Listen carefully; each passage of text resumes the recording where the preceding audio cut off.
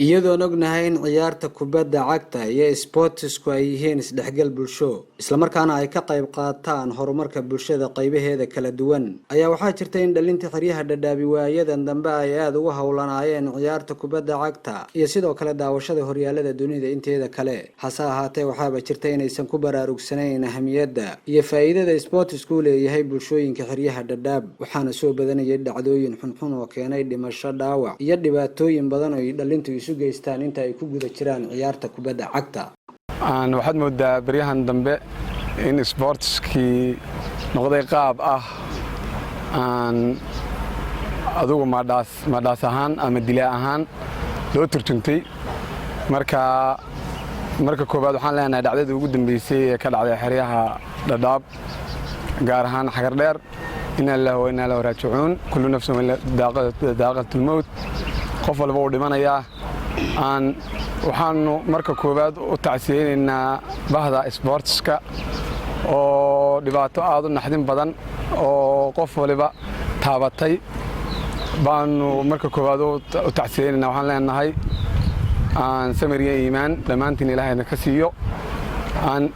qofkii dhintay waa dhintay qofka nool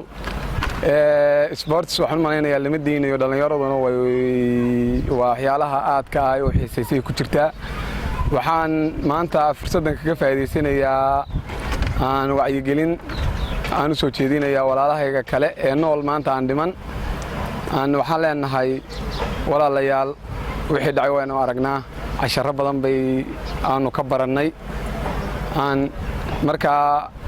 inaan loo turjuman ama khaldan aan loo marin sportsnimadu waxaa weeyaan isdhexgal iyo nabad iyo wada noolaansho laakiin ma aha inaad qof walaalkaaya disid oo adduunka aad dhaafisid wax fudud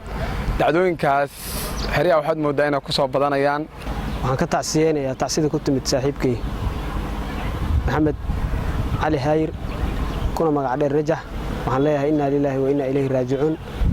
xanuun aad u fara badan baan dareemay maadaama 25 sano ugu dambeysay ninka hal meel aan ku wada ciyaaraynay rag aad isugu dhowna aan ahayn waxna ay noo kala socneen waxa weeye dhibaatada meesha ka dhacday waxay ahayd mid aad u fool xun mana aanan filanaynin in banoon dartii ninka maaragtay nafsada loo dhaafin doono haddana qadarta way dhacdaa oo wixii qoran cid reebi karta ma laha ninkaas waa geeriyooday Allah u naxariisto inta nool maaragtay waxa looga baahan yahay bahda sportsiga ku jirto inay tusaale ahaan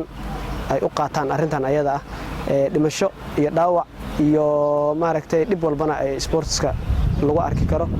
marka waxaan leeyahay arin aad u fool xun baa dhacday khatarta waxa looga hortagi karaa koow in dhalinyarada laga wacyigeliyo arrimaha muqaadaraadka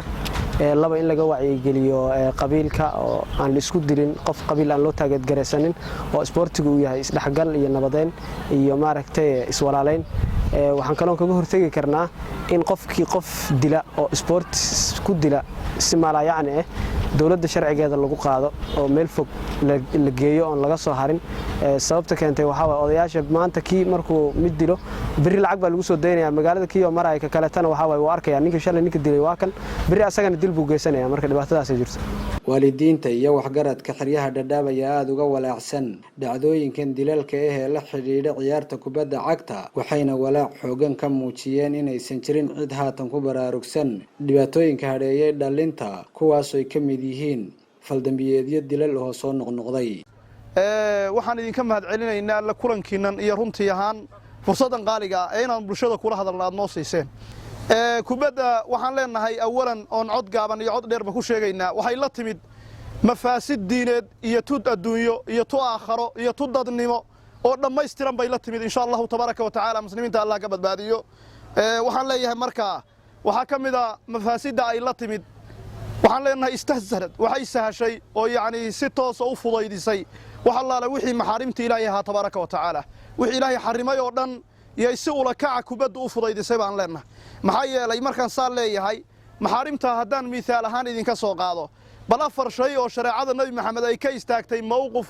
aad iyo aad u dheer baan idinka tusin salawaatullaahi wasalaamu calayh waxa weeye maxaarimtaas kow waxaa ka mid ah yacni waxaan leenahay kubadda goobaha lagu ciyaaro waxaa ka dhacaya wixii la odhan jiray yacni marka ismul qatli waxbaa lagu dhaawacaa waxbaa lagu jabiyaa naf baa lagu gooyaa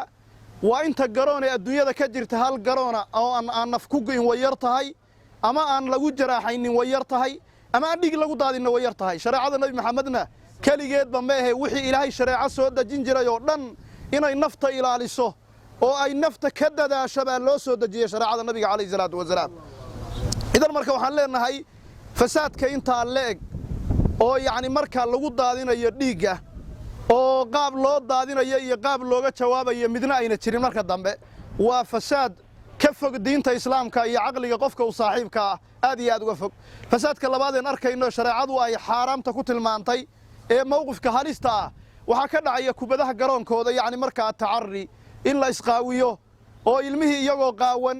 oo gaaladii qaawan tahay haddana ay dadkii daawanayaan nabigu wuxuu yidhi nuhiitu can ummatii yacni nuhiyad can ummatii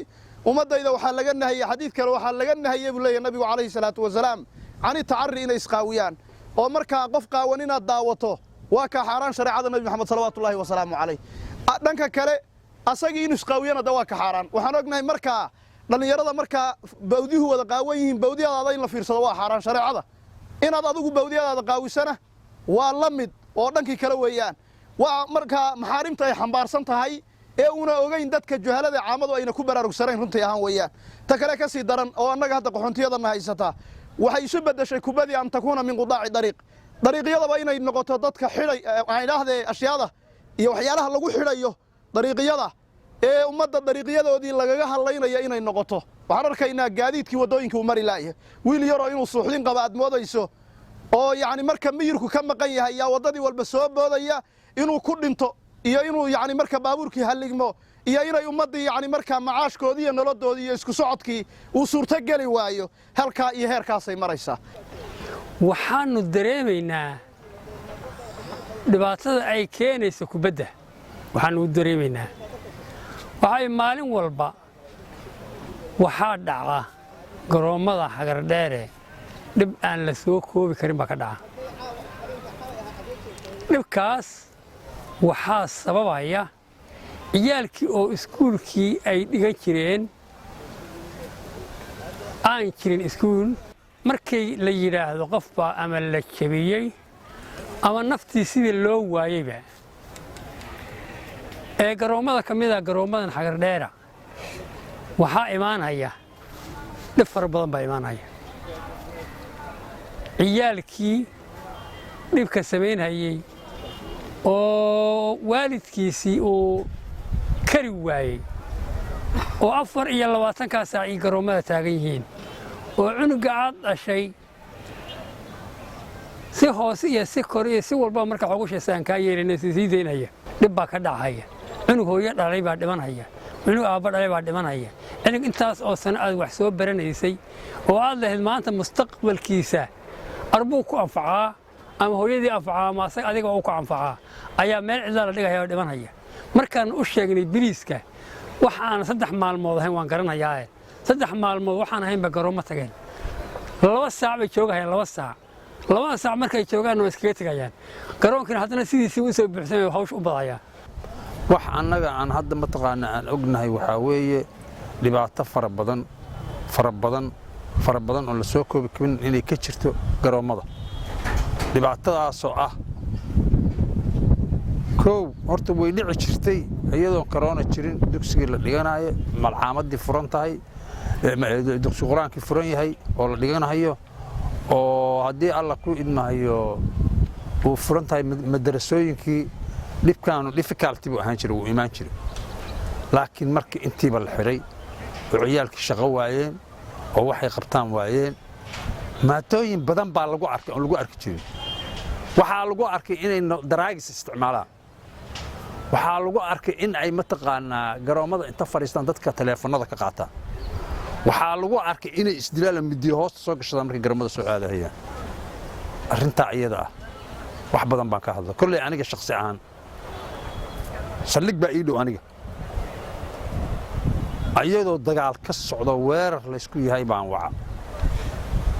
shabkax looma soo dhaqo meeshan dagaal baa ka socdaa